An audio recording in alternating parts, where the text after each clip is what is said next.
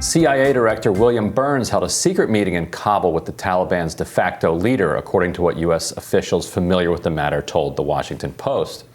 While the CIA declined to comment, the highest-level face-to-face meeting since the Taliban took over Afghanistan likely involved the August 31st deadline for the U.S. military to finish evacuating Americans and Afghan allies from the country, according to the report. After leaving a classified meeting, House Intel Chair Adam Schiff said getting Americans and allies out of Afghanistan by August 31st is unlikely. CNN congressional correspondent Ryan Nobles reported on Twitter, Schiff told reporters, "It's hard for me to imagine all of that can be accomplished between now and the end of the month," unquote. Let's listen to what President Biden had to say about the August 31st deadline. There's discussions going on among us and the military about extending. Our hope is we will not have to extend, but there are going to be discussions, I suspect, on how far along we are in the process. We have new Hill-HarrisX polling on the matter. Let's take a look.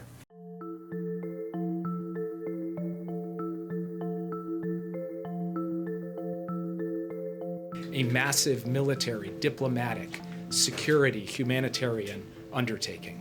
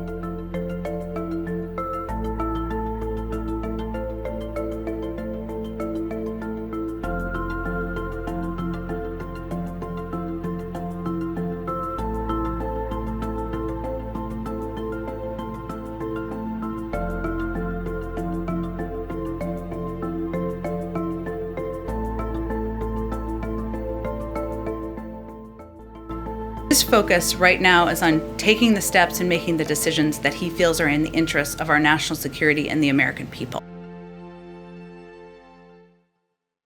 The poll found 58% of voters believe Biden's promise to evacuate all Americans and allies from Afghanistan, including 87% of Democrats and 61% of independents, while 72% of Republicans said they do not believe.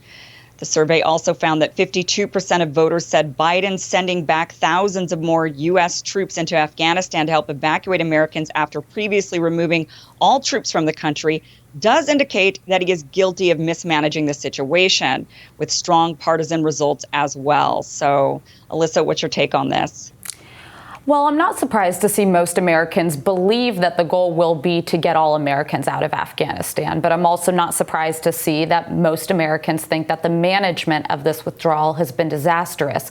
One thing I just want to note, though, with how Ryan opened this segment, I think it's very interesting that the Biden administration decided to deploy the CIA director as their first in-person liaison to meet with the Taliban. You would think this would be a role for the Secretary of State or somebody from a diplomatic posture rather than the head of the intelligence community.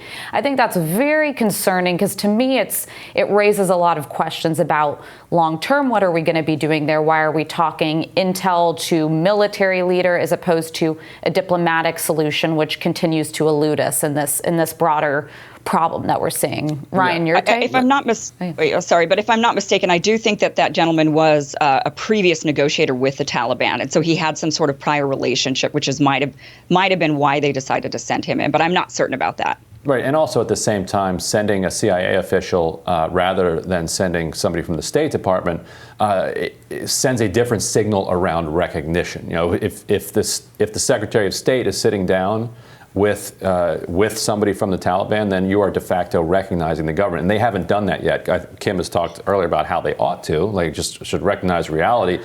But it's it's a carrot to say, like, look, you want recognition? Here's what you need to do. You need to continue, to help with the evacuations. You need to, you need to continue to, make sure that there are no massacres in Kabul, etc.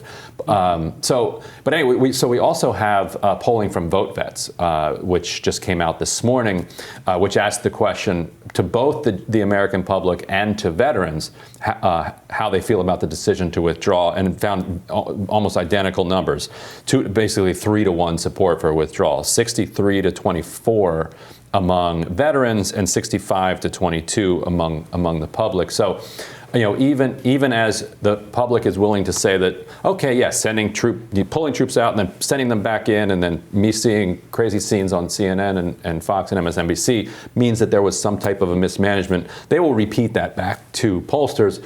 It has not eroded support for withdrawal itself.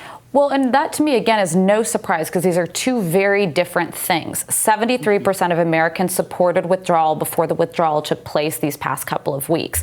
It was the way in which the country crumbled so rapidly. Our intelligence failed at every level, and then we had to redeploy thousands of troops to evacuate Americans, many of whom are still in the country, and while tens of thousands of Afghanis are in danger and risking their lives. So again, two very different questions. I would like to see polling on, do you think this was well managed by the Biden administration? And I think we would see that being unequivocally low polling for the Biden world. Right. I think that the polls do show that people do separate the decision to withdraw from the actual way the withdrawal happened. And now here we are with the Taliban with the upper hand. And that is a problem, right? We're having to send in someone to negotiate with them and try to say to them, okay, look, we got to push the date back. And the Taliban are saying, well, no, you can't. That's a red line for us.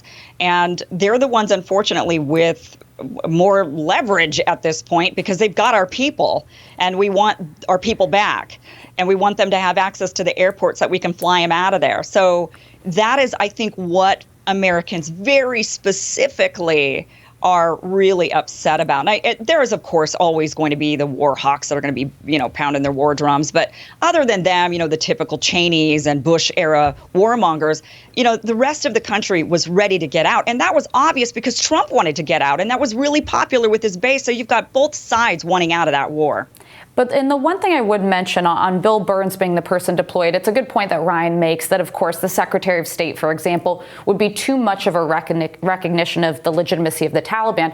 But what irks me about sending the CIA director is this is happening behind closed doors. The American public will not get a readout. We will have no commitment that there weren't secret deals and agreements made privately with the U.S. government, the IC, and the Taliban with regard to what happens in the coming days. That's what worries me. Generally, this is not something you would have the CIA overseeing. So hopefully we're not going to see some sort of commitments that the U.S. public isn't read into and isn't bought into made from that visit. And according to the latest numbers from the White House, we've relocated approximately 53,000 people from Afghanistan since the end of July. When pressed on the decision to remove troops from the country, Biden told reporters, quote, "History is going to record this was the logical, rational, and right decision to make."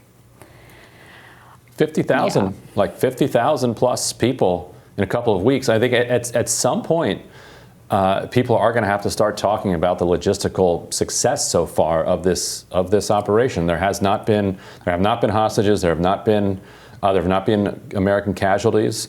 If all that you understood from this week and a half was what you've seen on cable, you would assume that the death count is soaring, and that things are completely falling apart. And if you were told that no, actually, 50,000 plus people have been relocated from there in just 10 days, you'd be like, what? How could that be possible? That's not what I've heard. Well, and I would give major kudos to Transcom, who have been overseeing the departure, because it has been an objective success to be able to reach these numbers that swiftly. But what I would note is there's reporting from the Washington Post today that the conditions at some of the bases that they're relocating folks to, particularly in Qatar, are very, very, very bad conditions that are unhealthy. People are getting sick there. There's not basic food, water needs, shelter. The conditions at Hamid Karzai are also deteriorating. So this is still a very fragile humanitarian situation. I don't know that I would by any means call that aspect a success. Right. But the airlift, I would say, is. Yeah, and that goes back to our willingness to take people out of the country. But our generosity extends only so far, and we'll just leave them in the desert in Qatar rather than actually bring them into the United States, like a decent country might do. But like I said before, you don't retreat from war with the country you might want to be. You retreat from war as the country that you are, and that's what we're doing now.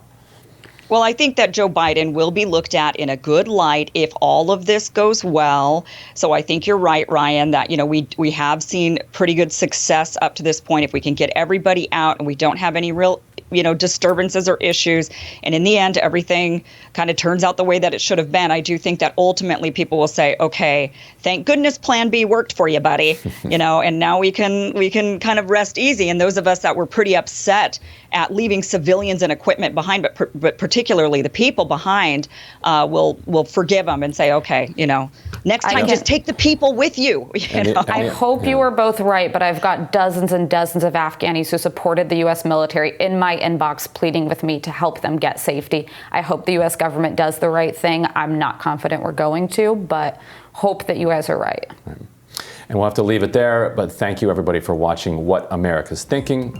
We'll see you next time.